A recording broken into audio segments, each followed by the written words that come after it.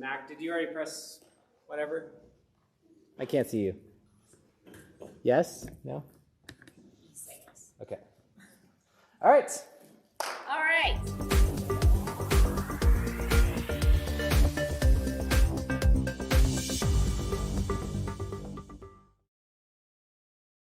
In general, felt like I needed like a series or something. So there's no way that I can really cover everything that I was thinking or pondering or learning as I kind of went through this. So we're just going to have to kind of pick on some highlights, and I think when our panel comes up, that will fill in some gaps, and you'll get to kind of hear from a lot of other wonderful women. So before I really get into the meat of it all, I kind of want to get a little bit of feedback from you guys. And I asked this question of quite a few people in my life. Some actually totally refused to respond. I put out the question of, what do you think it means to be a woman?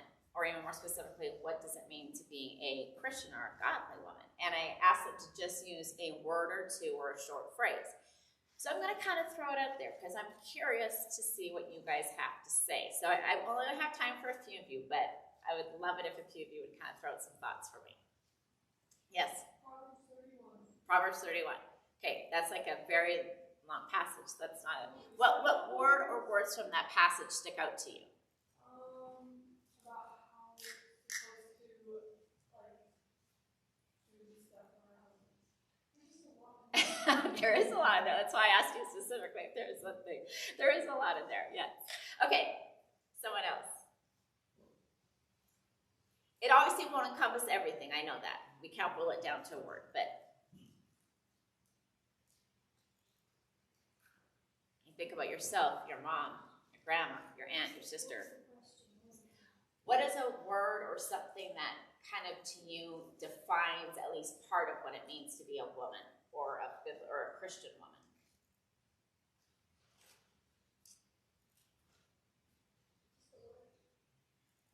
Or two. I would say, like, teacher. Teacher? Okay, excellent. One more from a guy.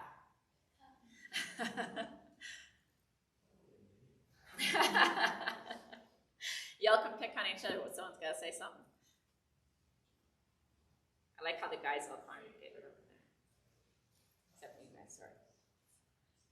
Girl body parts. Girl body parts, okay. That was my brother's response.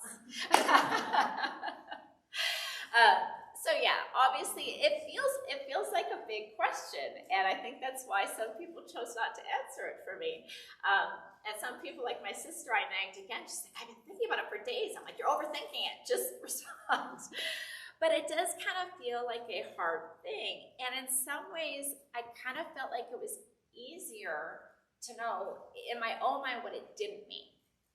So, and that's kind of where we get to some of these stereotypes. Like, I understood what it didn't mean. Like, I knew being a woman was not determined by whether I was a girly girl or a tomboy. It wasn't about whether I was soft-spoken or really assertive. Whether I grew up playing with dolls or trucks. Did I think makeup was the best thing ever, or do I think it's a massive waste of time and energy? None of those things mattered. And then I think, okay, as I've grown up now, is it about profession? You know, if I'm a full-time mom, if I'm a businesswoman, an engineer, a pastor, a grocery store clerk. And no, those things don't line up or really matter in terms of one being a better woman than another. And then I thought, okay, what about gifts and talents? You know, we know that God gifts us. So we have hospitality, we have teaching, prophecy. And those are all amazing things. But whether you have one or the other doesn't make you a more godly woman than somebody else. And so when we look at the Bible and we look at the life of Jesus, and we can see that his calling for us as believers is not actually that vastly different between male and female. Jesus sees men and women as equals. That was pretty radical at the time, by the way. That was not common thought. So what is it that really makes us as women unique or different, or what is our calling? And so it was tough, but I finally kind of boiled it down to something that I hope makes sense. And that is, a godly woman is not easily labeled, but will have her eyes on Jesus and her heart soft towards others. So again, a godly woman is not easily labeled, but will have her eyes on Jesus and her heart soft towards others. So then the question is, what does this look like in our day-to-day lives? We've already established there's things that differentiate us from men. We obviously know there's the physical things, the parts we're born with. We've talked about that a couple of times for the past couple of weeks. That is different. As women, we can carry babies, we can be pregnant, we can give birth, we can nurse our children.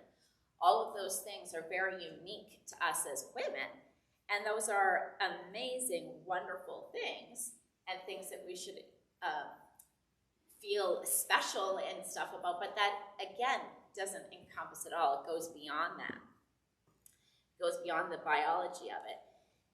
You know, even last week, Luke was talking about how we need men who are fashion designers or cake decorators and this sort of thing. And I would say the same is true for women. We need women who are firefighters and engineers or any other profession that seems kind of dominated by men at this point in our society. We need people of both genders in those things.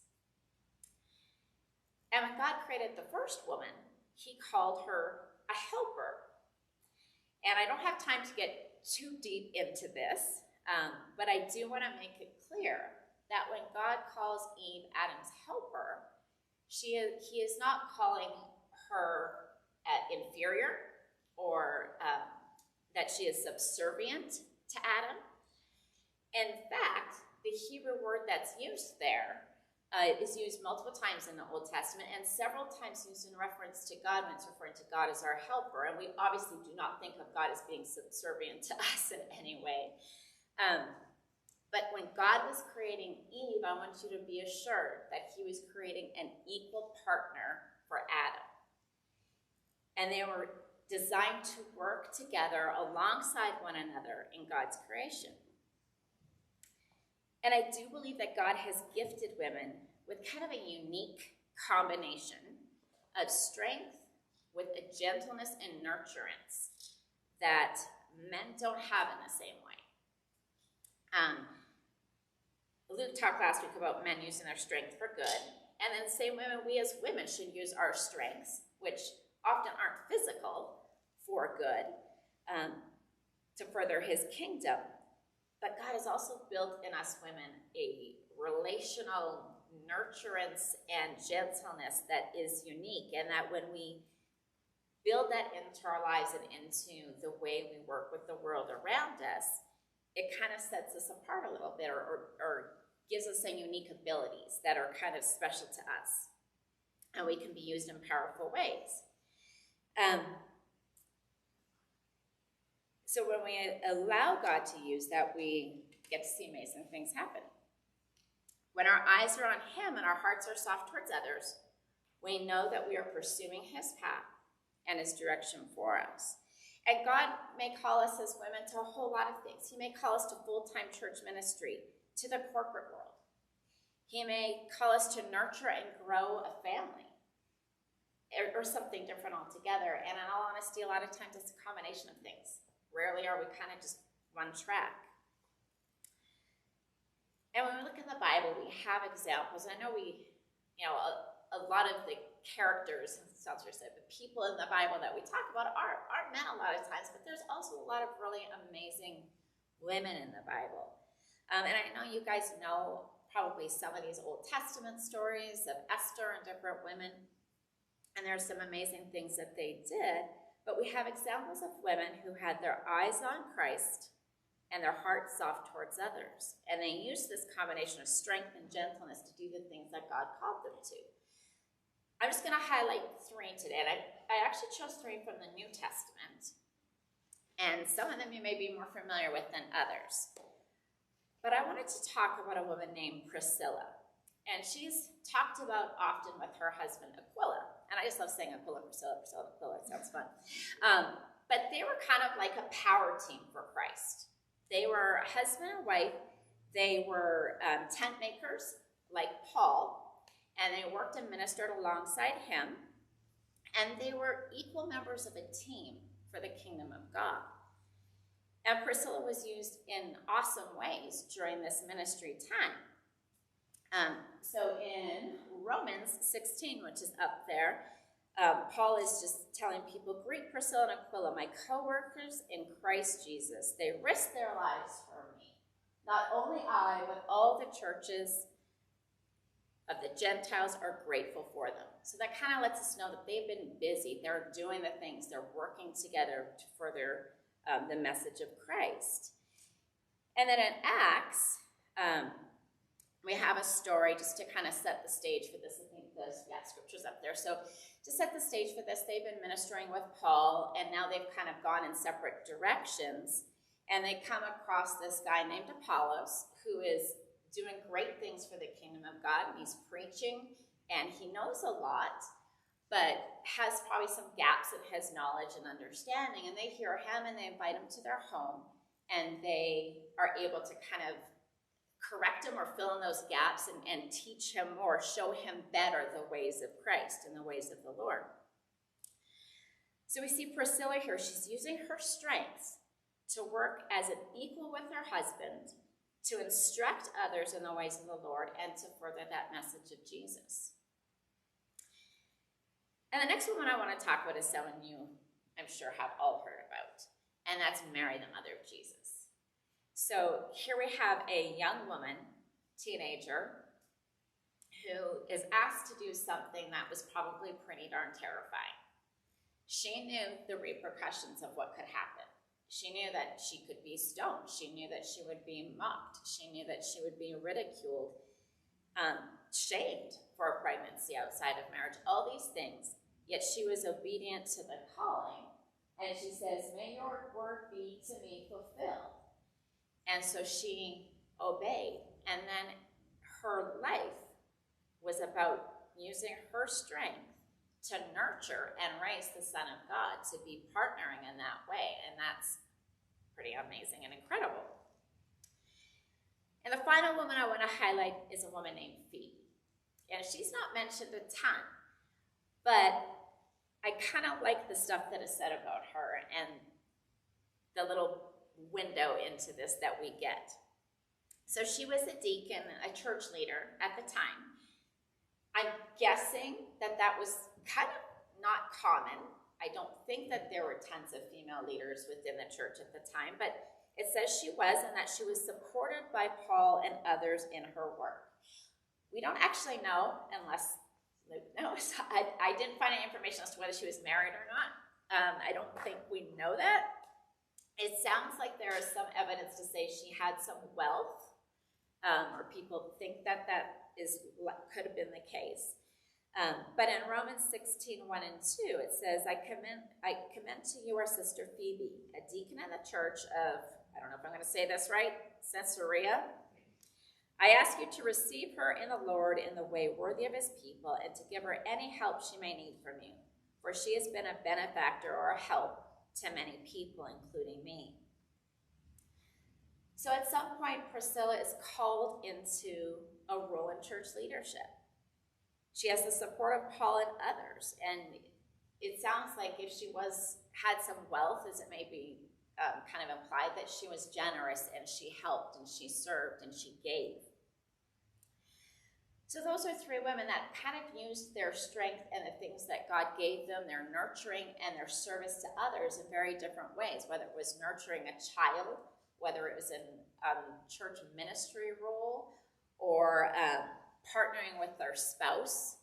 And so we kind of see that God doesn't only use women in one way. So womanhood is not going to look just as one thing or in one way.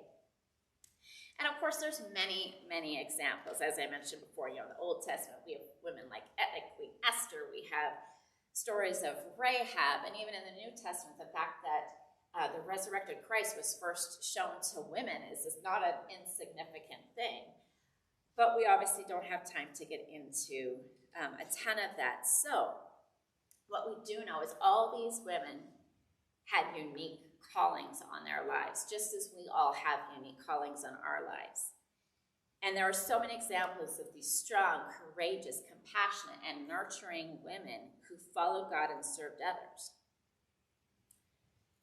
Being a woman who follows God does not mean we need to fit into a specific stereotype that we, or that society, or sometimes even the church wrongly, can peg us into or want us to follow. What it does mean is that we need to seek God. We need to accept the fact that we are unique and beautiful in the way He's created us as individuals and as women, and we need to use that to passionately follow Jesus and to have that heart to love others. So once again, before we go to our panel, a godly woman is not easily labeled, but will have her eyes on Jesus and her heart soft toward others. So now we get the opportunity to hear from some other wonderful women and hear a little bit about their stories and the things that God has taught them and is continuing to teach them. So I'm going to ask Janelle and Deanna, and I know most of you know Janelle and Deanna, and then my friend Christine is also here, and she is going to join the panel and share with us. So you ladies can have a seat, and I will move to the side.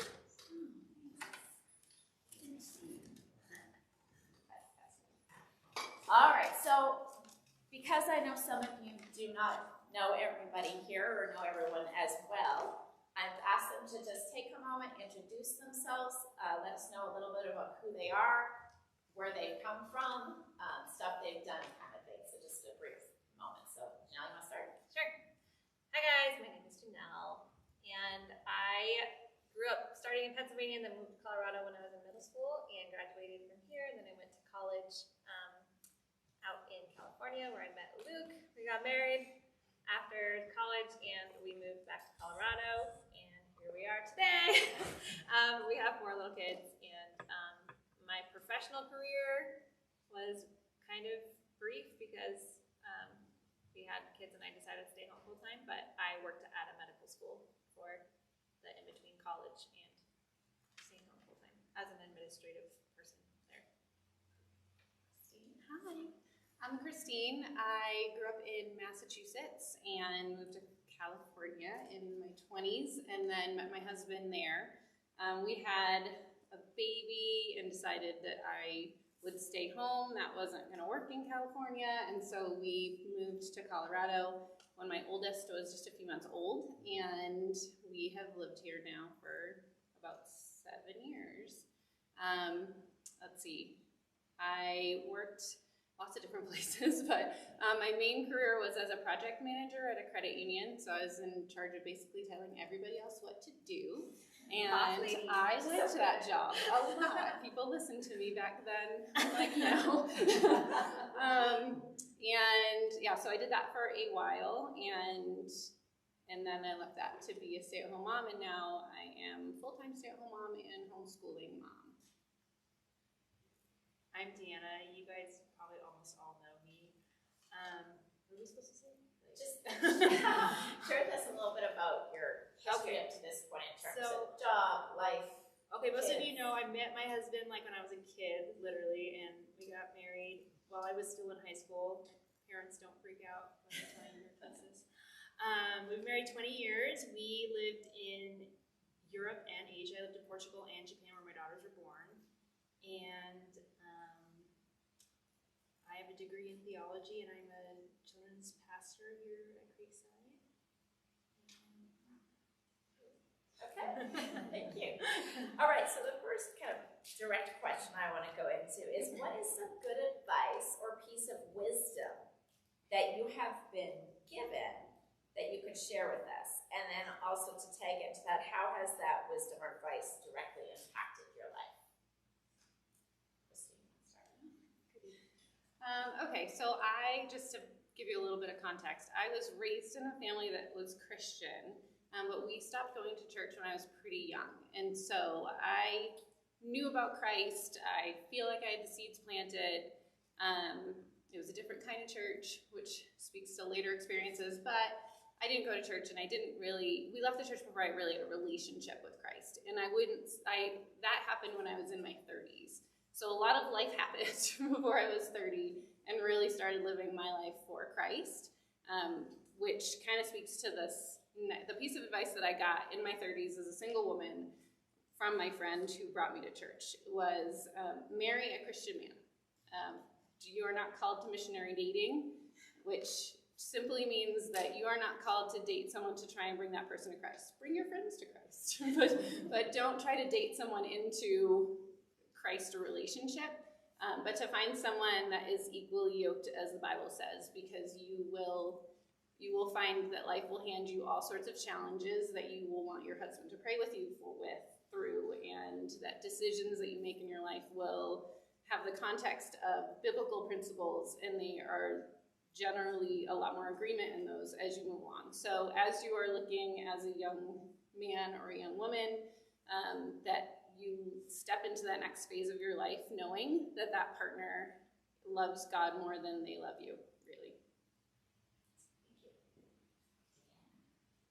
The best advice I got was from my best friend's mom, who is a very wonderful Christian woman, and she said, Deanna, you can break the cycle. And so for those who haven't heard my story, I was abused as a child, and so she basically said you have the power to do this, and God can do it through you. So I feel like I have worked really hard to break that cycle as a parent so that I'm not abusive or, just not abusive, actually. And so it's taken a lot of work, and with God, I've been able to do that. So that was the best advice. My advice that I got was that life is now, and that by that I mean, like, I think a lot of times, especially with young people, it's like, oh, real life will start when you get to high school. Real life will start when you get to college. Real life will start when you get your first job. Real life's going to start when your job is actually your career job. Real life's going to really start when you are married. Real life's going to start when you have kids. Real life's going to start when you retire. It's like, no, no. Like, you're not guaranteed to live past high school. There are people that you know who may die before they reach that age. Real life is now. What God wants for you is today. The life that you can live and the fullness of life that God offers is for you now. It's not for when you get married or when you have kids or when you retire, when you're in that perfect job, when you have your house perfectly decorated, when you have whatever. Life is now, and real life is now, and God is here now, and He's here to be with you now. So, follow up to that. How have you chosen to live that out in your life? That's good.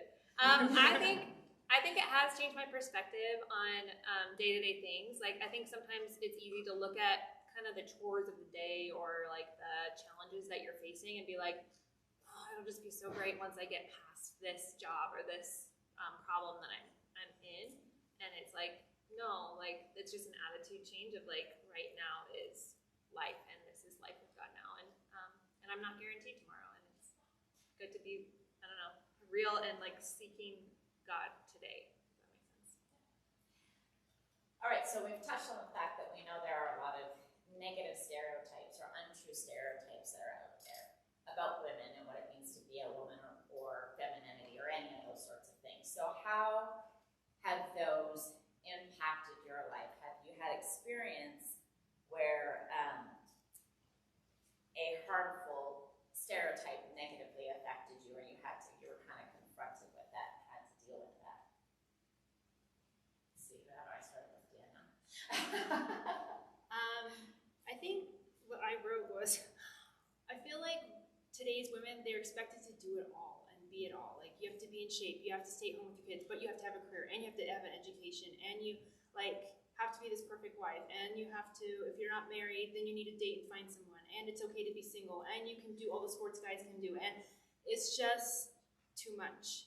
It's just too much, and you just need to be who God wants you to be, whatever that is, and just accept that and stop trying to be everything, because I've struggled with that myself. Like, I want to be everything that society wants me to be, but then I'm just miserable and not good at anything. So, yeah, I would say actually mine was pretty similar to Deanna's, so I'll pass since it's you basically said what I was going to say. Can I also say no? Mine was a little bit different. I feel like I haven't experienced a whole lot of stereotyping. I mean, other than that, which I think is general and can be really internalized, but as far as like my career and success and things like that, I don't feel like there's that. But as I became more of a biblical, godly woman, I feel like one of the stereotypes that I face from either Christians who don't understand or from non-Christians is the stereotype of being submissive. And that is like, you could do like a whole nother series on biblical submission, so I'm not gonna get into that, but I'm sure you should really. But for me, it's that people think that as a Christian woman that I am supposed to be submissive in the sense of like cowering. That's not really what it means at all, but that you are called to be a helper, but that doesn't necessarily mean that you're called to be the leader in all those circumstances when you're married. So it's a little bit different, it's a little bit complicated, but I don't think that women should be seen as submissive in the sense of that you have to just say okay to everything, but that you do have to understand what God says about biblical submission in your life as a woman, and that is, like I said, a whole kind of another topic. Yes, okay. Oh, this is a good one. Okay, what do you wish men knew about women? And then tagging into that, how could the middle school and high school boys, or what could the middle school and high school boys here do to help support the females in their lives? So kind of two-part. What do you wish men knew, and what can these teenage and age-ish boys do to help support women? So I don't know, is there anyone that wants to go first? I'll go. Okay. So that Dana can't steal mine. We probably have the same thing. I feel targeted. So mine for all of you people out there is that I think a lot of times women are seen like mostly for their physical self, or mostly for their emotional self, or those two together. And I would say women are whole people, just like you guys are. Everybody has all the aspects of humanhood in them. And so, like, we are physical people, we're emotional people, we're intellectual people, and we're spiritual people, and we're all of those all at the same time, and they're all mashed together inseparably. So I think sometimes, like, I'll say guys, like, focus on, like, oh, the emotional side, like, she cries, or she, like, whatever, like, she's sensitive about stuff, or whatever, but really, like, a friendship is gonna hit, like, you gave your friend a hug, that's the physical, like, but you also connect on, like, that emotional, intellectual, and spiritual level as well. So just, like, the holistic personhood of women, I want to say. And, like, just because you think a girl is cute, like, she has all of that stuff going on too. Or just because you don't think she's cute, she has all that stuff going on too. Like, she's a whole person, regardless of what you're seeing pop at that moment. So that would be, it's not like specific advice really, but it's like almost like a, So kind of try to see women or girls as a little bit more than face value. yeah. Anyone want? I'll go. Okay. Well, I had a bunch of but the only other thing I could think of was that that you guys don't know is sometimes a lot, like when we go into, like if we're in the career field, you know, like I feel like we have to prove ourselves. We may have the same education as a lot of the men, but I feel like they want you to prove yourself a lot in different areas. Like they're like, okay, yeah, and it's not everywhere, and I'm not saying even it's here at the church, but I've just noticed even with like friends or jobs I used to have, it'd be like, okay, yeah, you're great, but like I felt like the men got more attention or more recognition, even though I have the same education or even sometimes more, or I have more ability to do that. And I felt like I always had to prove myself all the time. So what would you say to the guys here that they should be aware of or do? I guess just go in with like open eyes and just assume like it's like your sister, right? Like I know you all know your sisters can like beat you up and like act the same and are on the same level with you. You know what I mean? I grew up with brothers, so like I would just be like, oh yeah, you know. But my brothers too, they treated me as an equal, and they were like, oh, don't mess with her, right? So I guess just treat us like your sisters, you know. We'll be nicer than you are to your sister. So mine was more about like a conversation between men and women, and without stereotyping men. Men sometimes have a tendency when you tell them something to want to come up with a solution to every problem you give them. Whereas women sometimes just want to tell you something. So I think one thing that I have discovered in relationships that sometimes you just need to talk it out. And I think that can come from both sides, that a man could just want to talk it out or a woman could just want to talk it out, and the other person doesn't necessarily have to assume that what that person is looking for is 5 different things they can do differently to change the situation. But so sometimes my husband will even say, like, is this a fixing conversation or is this a listening conversation? Because sometimes I just want to say it because it helps me clear my thoughts versus say it and have you tell me other things that I need to do. So I think even as young men, and you're talking to your friends that are girls, that you can kind of understand that people are coming at situations from different perspectives, and that sometimes they're looking for a listening ear and sometimes they're looking for help, and it's okay to ask the clarifying question whether or not they want one or the other. Excellent. All right. How has the church, not necessarily specifically Creekside, but the church in a more global sense, how has the church helped support you in your quest to be a godly woman? Has the church ever been a hindrance or a stumbling block on this journey? And then if you have experienced something negative, what could have been done differently? So I know it's kind of a lot of different pieces there. If you don't have all, you can answer part or all of that depending on your own personal experiences. So anyone want to volunteer? Okay. So I think the church has been helpful in finding other women that are in different life stages to speak into your life, and that's something that you can do at any life stage that you're in, whether you're a teenager and you can minister to someone younger than you, or you can find someone in a different stage of life older than you that you can learn from. But through, I don't know what you call them here, Bible groups or life groups, women's studies, I think are super important for women to be able to get together and really talk openly, where you can find that person that can really speak into your life. And I have people from years ago that I met in churches in California that I will still reach out to and say, like, you are, you know, not that she's perfect, but she's a picture of this godly mother and woman that I want to continue to model, because I think she models herself after Christ as well, that I'll still reach out to. And so that those relationships are important to build even now, but as you go through life every stage, and then also minister down to someone that's not quite in the stage that you're in. Yeah, mine's similar, just that I think the church has been a place where I could meet people or like see people and observe them in different settings of like serving people and loving people and caring about people in a way that I admire and want to live into. And I think, like, I was trying to think of the shadow side of your question of like what has been bad.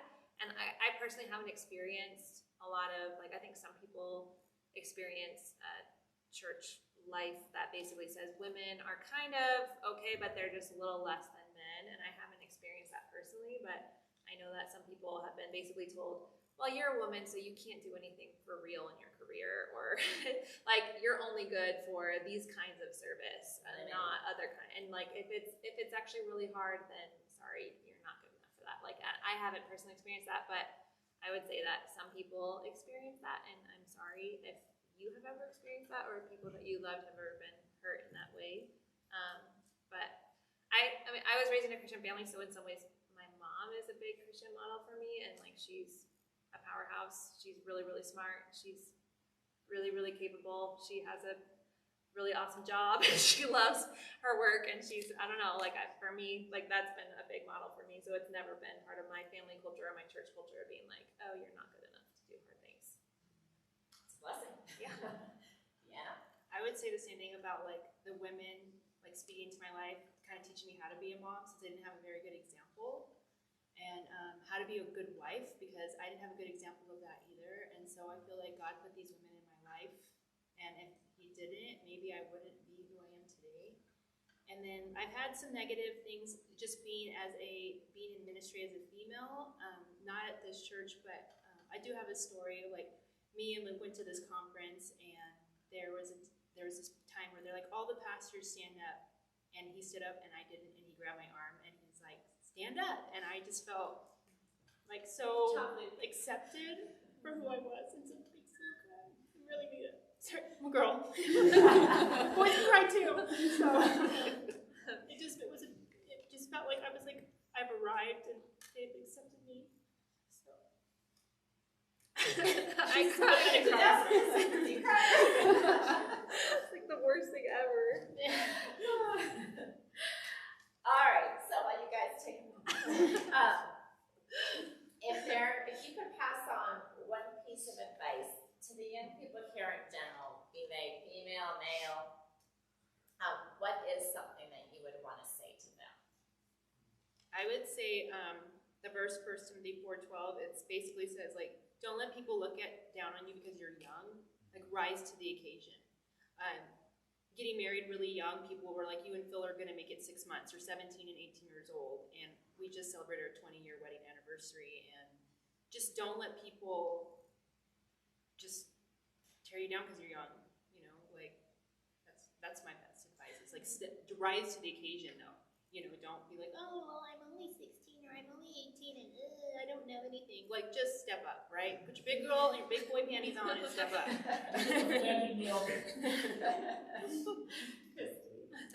So mine kind of speaks to what Janelle was talking about life starting now, and I wrote to live your life for Christ and live your life for Christ and as Jesus would starting today, not planning to do that at some future date.